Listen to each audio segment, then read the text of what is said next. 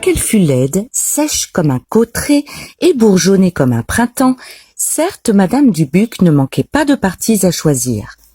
Pour arriver à ses fins, la mère Bovary fut obligée de les évincer tous, et elle déjoua même fort habilement les intrigues d'un charcutier qui était soutenu par les prêtres. Charles avait entrevu par le mariage l'avènement d'une condition meilleure, imaginant qu'il serait plus libre et pourrait disposer de sa personne et de son argent. Mais sa femme fut le maître. Il devait devant le monde dire ceci, ne pas dire cela, faire maigre tous les vendredis, s'habiller comme elle l'entendait, harceler par son ordre les clients qui ne payaient pas. Elle décachetait ses lettres, épiait ses démarches, et l'écoutait, à travers la cloison, donner ses consultations dans son cabinet quand il y avait des femmes. Il lui fallait son chocolat tous les matins, des égards à n'en plus finir.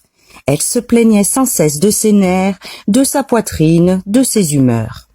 Le bruit des pas lui faisait mal, on s'en allait. La solitude lui devenait odieuse, revenait-on près d'elle, c'était pour la voir mourir sans doute.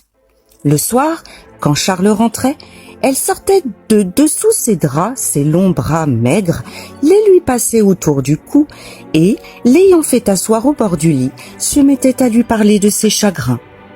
Il l'oubliait, il en aimait une autre. On lui avait bien dit qu'elle serait malheureuse.